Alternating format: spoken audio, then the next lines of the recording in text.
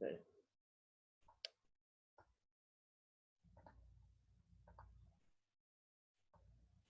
Ok.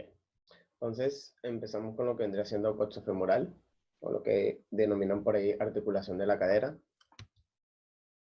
Hablamos de esa articulación de tipo en artrosis que nos permite 3 grados de libertad, ¿verdad? Que nos permite hacer movimientos de flexión-extensión, abducción-aducción, rotación interna y externa, ¿ok? Entonces, para esta zona vamos a tener ciertos medios de armonización ubicados topográficamente, ¿ok? Vamos a tener uno en la parte anterior, otros en la parte posterior y otros en la parte externa, ¿ok? No tenemos para todos los músculos, pero sí los más descritos. Hablamos de que tenemos uno anterior para el psoas ilíaco, en posterior tenemos para los obturadores y cuadrado femoral, y en la región más lateral o externa vamos a tener para los glúteos, ¿ok? Ok, no es muy complejo, pero tenemos que, a nivel de cóncavo convexo, tenemos que el acetábulo y la cabeza del fémur, ¿ok? Que es la que nos da esa coxo femoral como tal. Tenemos la cabeza del fémur que vendría siendo convexo y el acetábulo de hueso coxal que vendría siendo cóncavo, ¿ok? Ese acetábulo de hueso coxal que se da por la unión de los 3 huesos a nivel pélvico que vendría siendo ilion, isquion y pubis, los cuales están unidos, ¿sí? Por ese cartílago trirradiado, ¿ok? Ese cartílago trirradiado, porque básicamente se ve así, ¿ok? Acetábulo, cabeza del fémur. Pero si usted agarra y mira de frente al acetábulo, usted va a tener que él está formado así. Ilion, isquion y pubis aquí, ligeramente más anterior, ¿ok? Entonces vamos a tener que esas líneas que están en el medio, ¿sí? Esto que está aquí, estoy remarcando otra vez, eso va a ser el cartílago trirradiado, que se encarga de mantener unido y compactado ese hueso coxal. Sí, alrededor de todo lo que es el contorno, vamos a decirlo así, tenemos un labrum acetabular, ¿ok? Ok, siempre tocamos lo que son las carillas articulares para luego hablar de la artocinemática, pero por lo menos Newman él no tiene descrito artocinemática en coxo femoral, porque él habla de que la coaptación mediante el ligamento redondo de la cabeza del fémur con el acetábulo es tal que no permite que haya una, vamos a decir así, unos deslizamientos, una artrocinemática tan pura como lo ocurre en las otras articulaciones. Entonces él decide no hablar sobre ello, ¿ok? Nos vamos de una vez a lo que denomino patologías y anexos, ¿sí? Ciertas cositas que ya deberíamos saber de anatomía, pero siempre hacemos un breve recuento. Hablamos de los músculos de la pata de ganso, muy populares, ¿ok? Por su inserción común en la porción superior y medial de la tibia, ¿ok? ¿Cuáles son esos 3 integrantes de los músculos de la pata de ganso? Tenemos gracil, o recto interno, sartorio y semitendinoso, ¿ok? Una inserción en común como lo viene siendo aquí, la parte superior y medial de la tibia. Tenemos una patología como el Lech-Calvi-Perthes, que es una osteonecrosis juvenil vascular idiopática. Osteo de hueso, necrosis de muerte de un tejido, juvenil de, bueno, del infante como tal, pues. Vascular de sangre, idiopática, porque no se conoce por qué está ocurriendo. Hablamos de osteonecrosis, muerte de tejido óseo en infante por compromiso vascular, pero no se sabe el por qué. Sabemos la estructura que afecta, por lo que está afectada, pero no sabemos por qué ocurre, ¿ok? Ocurre específicamente en la cabeza del fémur, la cual genera lesiones secundarias, ¿ok? O deformidades. Vean aquí la cabeza del fémur de este lado derecho, está totalmente chévere, no hay ningún problema, pero vean la de aquí al lado. Prácticamente no hay cabeza del fémur, ¿ok? Hablamos de que si no hay una correcta irrigación en un tejido, ese tejido se necrosa como tal, ¿ok? Entonces eso es lo que ocurre acá, solo que no tenemos un porqué exacto de por qué ocurre, pues. Hablamos del síndrome piramidal, uno de los síndromes más populares, ¿ok? Hablamos de que es una condición en que el piramidal o piriforme, que es este caballero que está aquí, que guarda íntima relación con el nervio ciático, él sufre una contractura, ¿ok? Simplemente se contrae de manera involuntaria, vamos a decir que atrapando al nervio ciático. Vamos a decir que podría ser el nervio más importante, casi que el más importante del miembro inferior, ¿ok? Por todas sus ramificaciones e inervación que da al miembro inferior, ¿ok? Causando dolores en la región glútea y porción distal del muslo, ¿ok? Algunos lo llaman el síndrome de la cartera, porque Normalmente cuando uno va a sentarse, uno coloca, el caballero coloca la cartera en la región glútea, en el bolsillo de atrás o el bolsillo posterior. Cuando uno se sienta, no sé qué este es el músculo y lo que está en mi mano aquí abajo es la cartera. Uno se sienta, ¿sí? Y vamos a tener de que el peso de por sí del cuerpo, junto con la superficie, vamos a decir que hay una especie de choque, y ¿quién queda en el medio?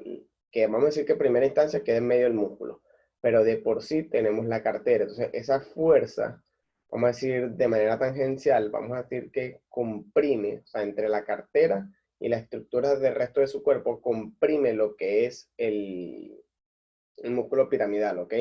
Normalmente eso genera respuestas reflejas, como que el músculo piramidal siente, o por lo menos detecta, dice, oye, mira, están atentando contra la integridad del cuerpo, él viene y dice, me voy a contraer, ¿ok? Para generar una cierta respuesta refleja, para ver si puede combatir ese, vamos a decir, ese daño que viene de afuera, ¿ok? Entonces, cuando él se contractura, va a decir que como que él no midió lo que estaba haciendo, ¿sí? Dentro de su intención de defender, y él termina comprimiendo el nervio ciático. Ahí es donde ocurre esto del síndrome de piramidal, ¿ok?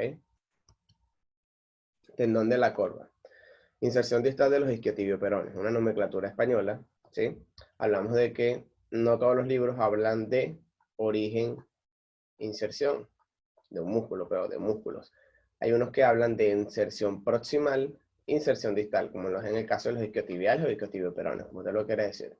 Entonces, esta es la inserción proximal y esta es la inserción distal, ¿ok? Entonces vamos a tener que la inserción distal, que es esta que está aquí abajito, se le puede conocer, más que todo en España, como tendón de la corva, ¿ok?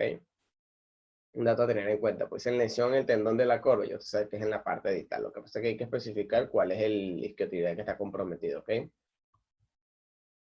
Hablamos de éntesis, se le conoce con ese nombre a la unión tenoperióstica, ¿sí? Unión tenoperióstica, unión tendón-perióstea, como usted lo quiera llamar, ¿sí? Ajá, que puede inflamarse produciendo entesitis. Bueno, esto lo mencionamos ahorita, pero hablamos de que el músculo está fijado al hueso mediante el tendón. De hecho, así es que se da el movimiento, ¿ok? El músculo genera una fuerza, la carga la transmite a través del tendón y él es el que se encarga de traccionar, por así decirlo, el hueso.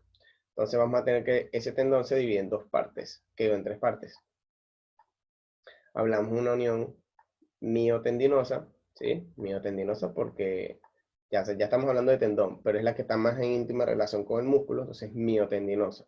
Hablamos de que la región central, cuerpo del tendón, y hablamos de que la región más distal vendría siendo la unión tenoperióstica o tendión perióstica, que es esta íntesis, ¿ok? Que es la que literalmente guarda relación. ¿Por qué se le llama perióstica? Porque lo primero que toca del hueso, la parte más externa, vendría siendo el periósteo, ¿ok? Entonces, hablamos de que cuando se generan tracciones continuas, como siempre pongo el ejemplo del tendón del bíceps, excesiva flexión de codo una y otra vez, todo el tendón se ve sometido a carga, ¿ok?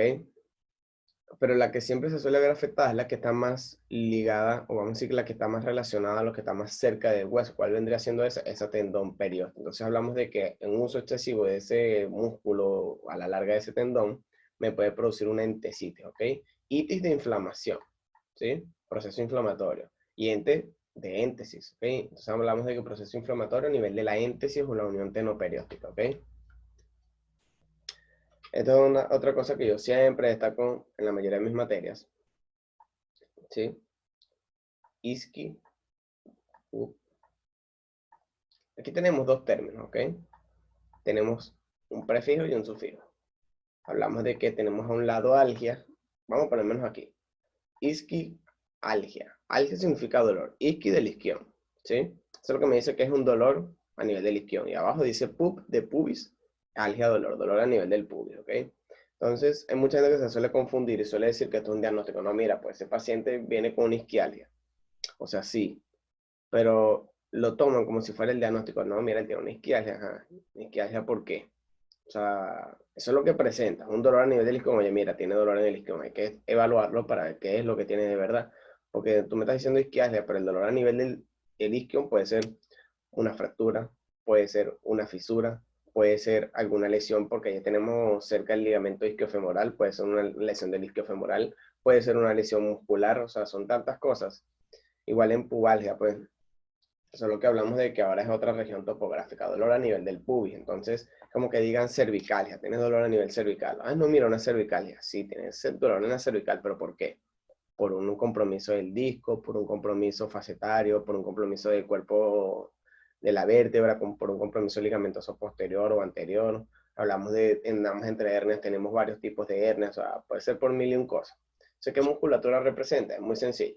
Hablamos a nivel del isquio, ¿cuál es la principal musculatura? La musculatura isquiotibial, ¿verdad? O isquiotibial-peronea, ¿sí? Entonces, si a nivel muscular puede ser uno de esos tres. Y pubalgia, o sea, en este caso es comúnmente, estoy hablando de la musculatura, porque no juro tiene que ser por musculatura. Pero hablamos de que a nivel del pubis tenemos la musculatura aductora, todo lo que es aductor mayor, largo, corto, pectíneo, gracilo recto interno, ¿sí? Ok, aquí tenemos las pruebas funcionales, ya las voy a mostrar en video. Y la goniometría que también la voy a mostrar en video. Ok, vamos a ver cómo que es aquí, dejar de compartir. Ahora compartir aquí. Vamos a ver, reproductor.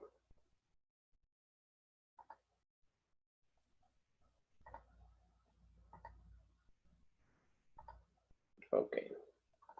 Entonces vamos con la goniometría.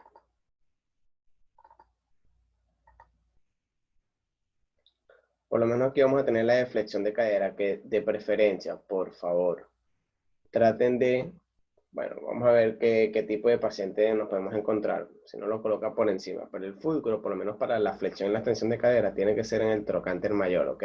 Tiene que ser sobre la superficie ósea. Trate de subirle el choro, bueno, si tiene traje de baño la paciente, no hay ningún problema, pues. Pero tiene que ser sobre el trocánter mayor, ¿ok? La rama fija va orientada en sentido superior y la rama móvil, bueno, sigue el movimiento del muslo como tal, ¿ok? Entonces, claro, este no es un video grabado por mí porque ahorita no dispongo de goniómetro. No se puede tocar el fulcro, aquí él está tocando el fulcro, eso no debe ocurrir, ¿ok? Vamos a decir que la ejecución sí está bien hecha, pero no se puede tocar el fulcro, ¿ok?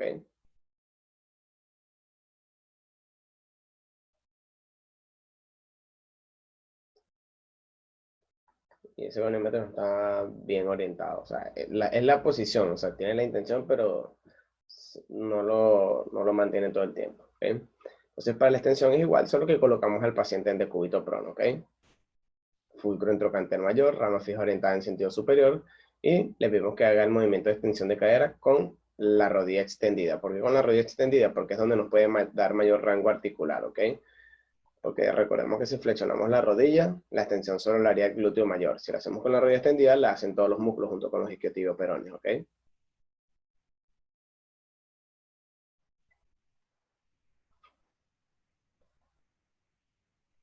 Ya tenemos otra vez. Entonces vamos a tener en este caso, abducción. Lo siguiente. El fulcro va colocado en la espina ilíaca anterosuperior, la rama fija va orientada a la espina ilíaca anterosuperior pero del lado contrario, ¿sí? La rama fija tiene que orientarse en el sentido contrario y la rama móvil, bueno, va orientada en sentido inferior y seguida del movimiento del muslo, pero de la cadera, ¿sí? Mostrarla otra vez.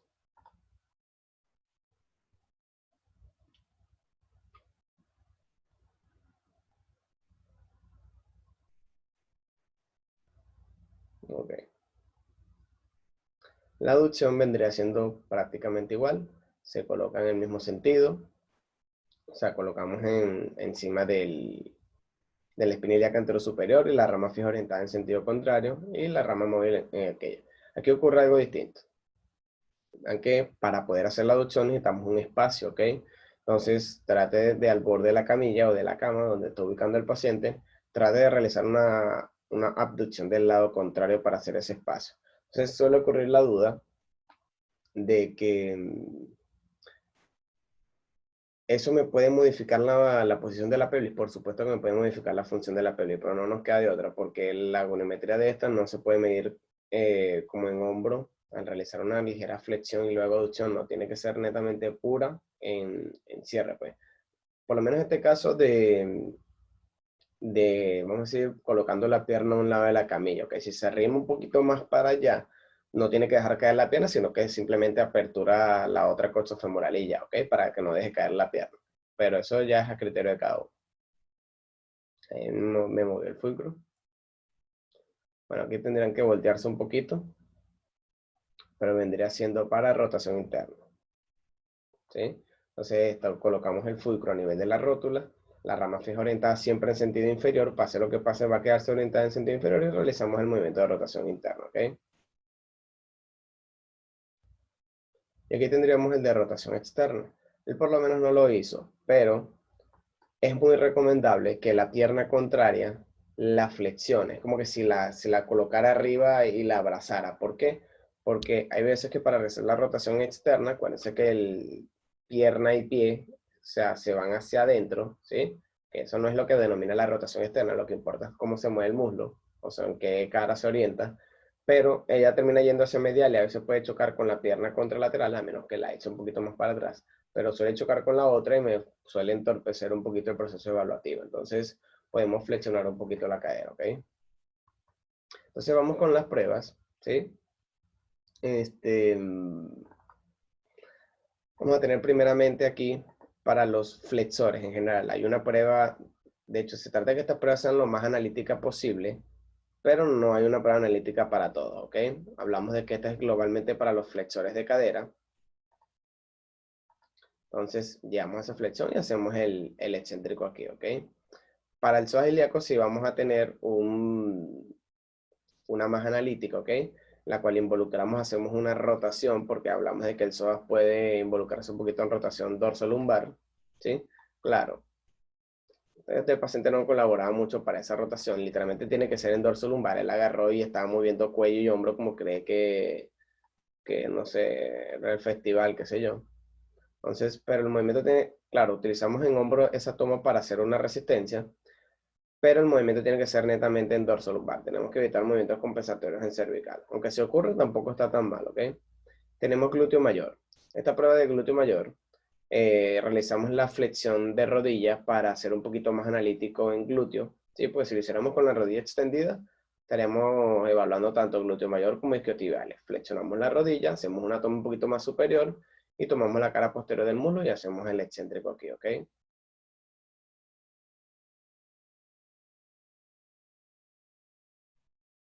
Bueno, como que se repitió. Ajá. Tenemos la de los aductores, que para muchos pacientes suele ser muy difícil, porque básicamente tenemos que subir, colocarnos en decúbito lateral y vamos a decir que en la pierna de arriba se va hacia abducción y en la de abajo se va hacia aducción. Nosotros vamos a hacer resistencia en la que está abajo, que es la que nos importa, ¿ok? Básicamente lo que estamos haciendo es un espacio para que él pueda hacer la aducción. Y agarramos y llevamos en sentido inferior. Nos interesa es la pierna de abajo, ¿ok? O el segmento inferior de abajo. Vamos a tener para el glúteo medio. Vamos a tener que la de glúteo medio y glúteo menor puede parecerse un poco, pero la de glúteo medio la realizamos de esta forma. Realizamos abducción, ligera extensión y rotación externa. El glúteo medio no realiza rotación externa, sino interna, ¿ok? Pero desde esa posición vamos a tener que ponemos más en tensión sus fibras musculares. Entonces agregamos el componente de abducción, ligera extensión y rotación externa. Y lo llevamos de abducción hacia el sentido de la aducción o el retorno, pues. El glúteo menor sí es mucho más sencillo, es literalmente abducción y lo retornamos, ¿ok? Vamos a tener ahora el tensor de la fascia lata, que aquí sí le colocamos todos sus movimientos. Él hace flexión, hace abducción y hace rotación interna, ¿ok? Eso es lo que hacemos. Entonces, no tenemos que resistir el componente rotacional, sino que retornar de la flexión y de la abducción, lo retornamos a su posición inicial, ¿ok? Mostremos otra vez, flexión, abducción y rotación interna, que bueno, la hizo súper compensada en pelvis ahí, pero ajá. Entonces tenemos a nivel del sartorio, que para mi gusto es una de las pruebas más complicadas, pero por el sentido de la coordinación suya con la del paciente. Vamos a tener que el sartorio, él tiene movimientos tanto en cadera como en rodilla. Tenemos que en cadera él hace flexión, hace abducción, hace rotación externa, ¿sí? Y en rodilla, él hace flexión con rotación interna. ¿Sabes? Deslizamientos que se traducen en rotación interna en rodilla. Usted tiene que resistir los dos componentes, tanto en cadera como en rodilla. Entonces, si él está en cadera en flexión, usted tiene que llevarlo al retorno, es decir, en sentido de la extensión. Y si la rodilla está en flexión, también tiene que llevar la extensión. Entonces tenemos que realizar 2 tomas. ¿Ok? Él tiene que hacer resistencia, porque acuérdense que en el excéntrico se realizan resistencias básicamente, tanto por usted como por parte del paciente. El paciente que aguanta el movimiento, por así decirlo, y usted que lo lleva en sentido contrario. Entonces, él va a tratar de aguantar la flexión de cadera y el aguantar la flexión de rodilla, y usted tiene que tratar de llevar las dos en sentido contrario, ¿ok? Entonces hay 2 resistencias, una en cadera y una en rodilla, y usted tiene que vencer con la mano superior, vencer la resistencia de cadera, y con la mano inferior vencer la resistencia de rodilla, ¿ok? Entonces ocurre más o menos así. Nos concentramos más que todo en el componente abductor y flexor. El rotador no tanto. El rotador casi que sale automático cuando usted modifica el componente de flexión y abducción, ese componente rotador sale casi que automático, ¿ok? Y vamos quitando la de rodilla también. Tienen que asegurarse, para que esa prueba sea muy analítica en un caso real, tienen que tratar de que resista los 2 componentes, tanto en cadera como en rodilla, ¿ok? De hecho, me sorprendió que ese paciente, que es un amigo, me sorprendió cómo lo hizo bien a la primera, ¿ok? Y tenemos una prueba para los pelvitrocanterios que vendrá siendo los rotadores externos, una prueba muy analítica global para todos. Realizamos rotación externa y simplemente retornamos a la posición inicial, claro, con un excéntrico, ¿ok? En cuanto a las técnicas articulares, hay algo bien interesante que Neumann por lo menos no describe la artrocinemática, pero las técnicas existen, ¿ok? Vamos a tener un deslizamiento anterior, ¿sí? Que es más que todo que me facilita para la extensión. Simplemente colocamos el paciente en decúbito prono, podemos flexionar la rodilla como para que sea un poco más cómodo, ¿ok? Hacemos estas tomas tal cual como las vemos, prácticamente por debajo del glúteo es donde vamos a ejercer la presión para movilizar esa cabeza femoral. Tenemos un deslizamiento posterior, en tal caso el paciente en decúbito supino, nuevamente flexionamos la rodilla como para que nos genere una palanca, nos genere mayor comodidad. Entonces, vamos a tener que, justo por debajo de la región inguinal, vamos a hacer esa presión en sentido posterior, ¿ok? Vamos a tener que, a nivel de deslizamiento medial, de hecho, cabe destacar el deslizamiento anterior para la extensión, para ganar más extensión, deslizamiento posterior para ganar más flexión.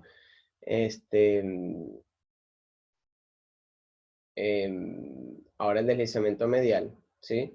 Vamos a tener que es más que todo para ganar abducción, ¿ok? Entonces, tal cual como ven la toma, tomamos la mano inferior para que haga la de apoyo junto con la flexión de rodilla a nivel de la zona poplite y parte de región posterior del muslo. Y desde una parte más lateral venimos y empujamos, por así decirlo, tocamos el trocánter como para guiarnos y hacemos ese empuje a nivel medial, ¿ok?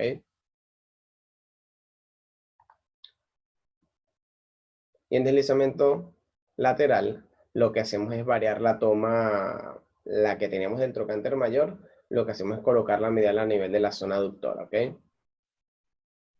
Claro, hay algo muy importante que para estas regiones tenemos que tener un fijador, en tal caso una especie de cincha o una especie de correa, una manta que fije la región del tronco inferior. Em, pero a fines de la materia no se los voy a exigir, pero por lo menos a futuro cuando trabajen con pacientes sí será bueno que lo tuvieran, ¿ok?